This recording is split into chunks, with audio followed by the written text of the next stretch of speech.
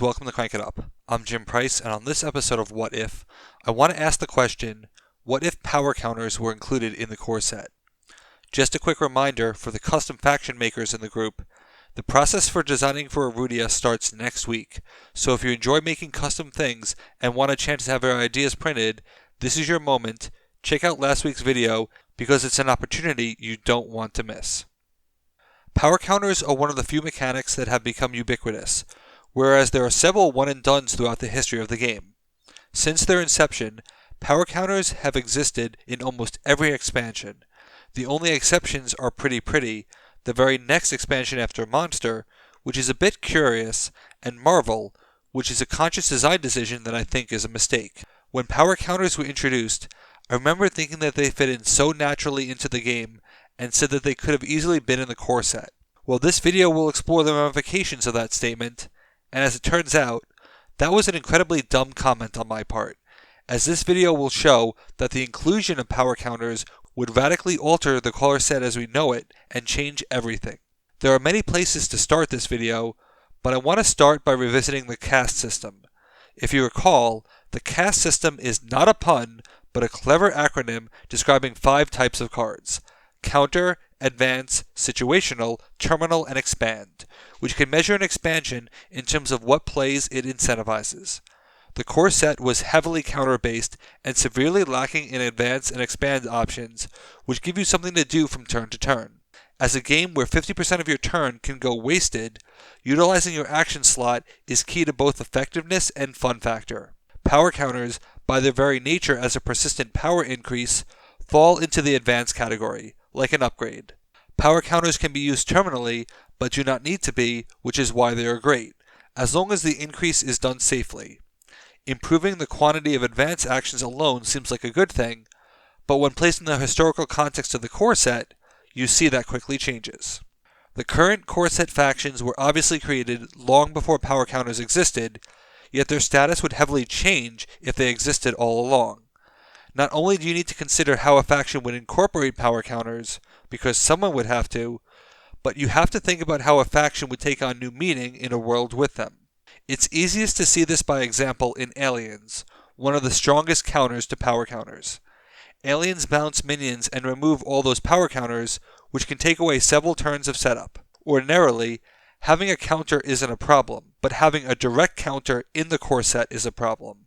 In an extremely narrow set of 8 factions, you cannot have one faction that just obliterates the other. It would make Aliens an auto-pick in a game where counter drafting is already incredibly strong.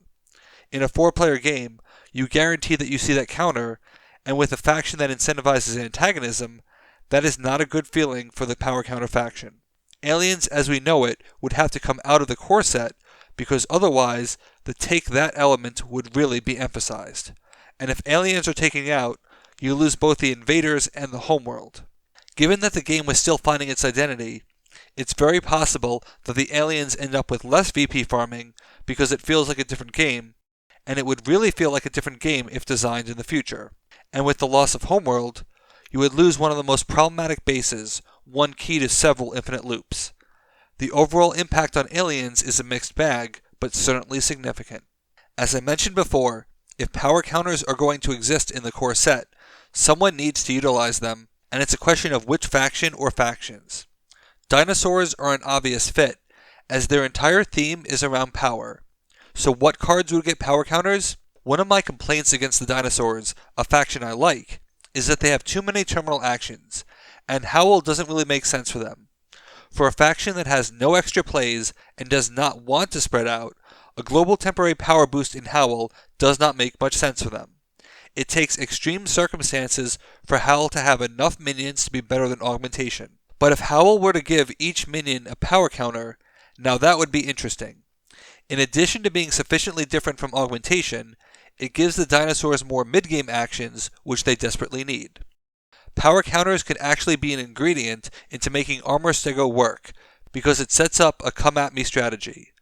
I use the power counters to possibly finish off one base, increase my armor stegos, and then use the +2 power per stego, now +3, to try and bait someone into giving me first on their turn. Of course, there are downsides to this, as an already bad minion gets worse, laser tops. Power 2 destruction is already hard to do, and pretty meaningless since most Power 2 minions in the core set have on-play abilities anyway, but power counters would provide a means to avoid it. I actually think this is a good thing, since it means less take that, and I think you see an entirely different laser tops. Speaking of Power 2 destruction, this completely changes the pirates, who primarily destroy Power 2s. Power counters in the core set could render their destruction useless, and you'd have to replace multiple cards. But this pales in comparison to the more obvious impact you get the Uber First Mate in the core set. Yes, if power counters are in the core set, they are going to be paired with pirates, and I don't see how this gets allowed in the start of the game. I don't think it would be the strongest, but I think it would feel wrong to have the possibility of infinite points right out of the gate. So the first mate would likely change, and with several destruction cards and their defining card changing, I wonder if you see pirates in the core set at all. I think there's a realistic chance that, like aliens, they would come out. With ninjas, it's hard to say how they would be impacted. I don't see them getting power counters in their abilities. Obviously, their power cap destruction would get harder to do, and I think this makes the gap between some of their cards even wider. At first, I thought ninjas could swipe power counters, like some Kung Fu Fighter cards, but I think this would be esoteric and out of place if the ninjas don't add them themselves. I do think they'd hurt even more for partners, as power counters would be wasted on the Ninja Acolyte, and they don't play their Shinobis in Phase 2, so the minions aren't likely targets. Adding power counters after destruction, unless triggered by destruction, doesn't make sense because you are just creating a war of attrition. With robots, I actually think robots would become the primary power counter faction of the core set. It makes sense thematically. Robots run on power counters. They would have to change substantially, but I could easily see some form of ability where playing a microbot gives each microbot a power counter.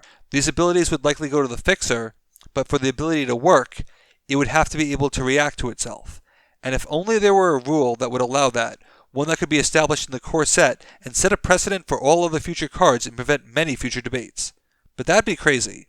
With power counters, robots would have to scale down significantly, which is a good thing anyway. If the Microbot Alpha kept its wording, then all Zapbots would trigger Microbot reactions, and that would quickly be insane. But I think the spirit of giving Microbots power counters is there. I also think this would make the math a lot easier, because robots can be hard to count.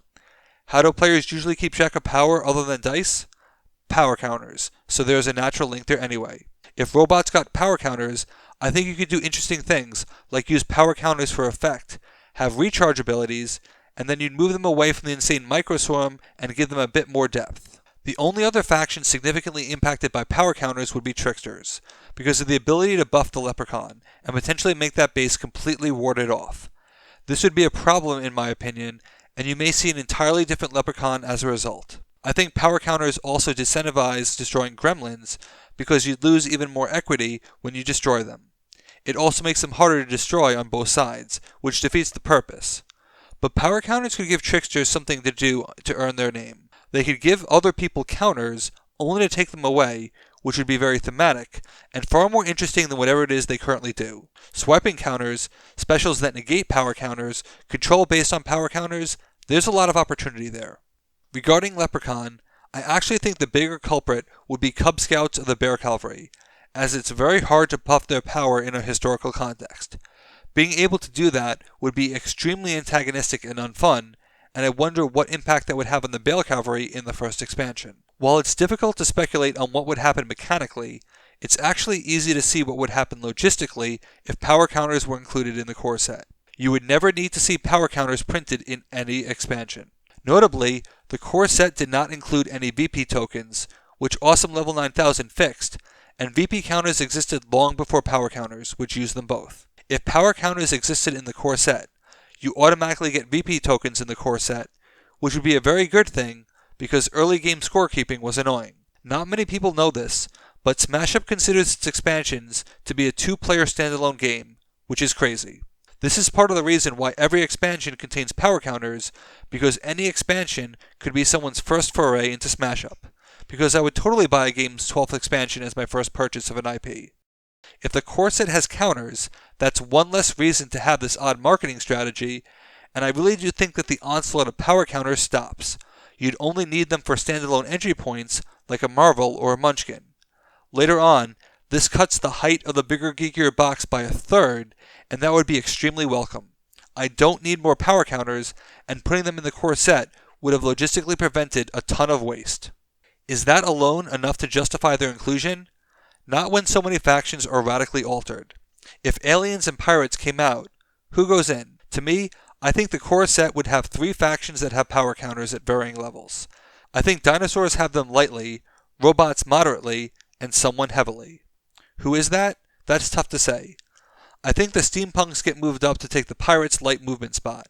As for the primary power counter faction, it depends on how much direct synergy you want in the core set, because outside of zombie robots, no one really naturally fits in with each other in the core set. Do you avoid any direct pairings, or create more? That's a topic for another day. The more I thought about this topic, the more I realized that power counters would have a tremendous impact on the core set, and in an alternate universe, we get a very different game as a result. Do you agree? How do you think power counters would impact the core set? Which would you like better? And what factions would you move up as a result? Let me know in the comments. Thanks for watching. Be sure to like and subscribe. Let's shut it down.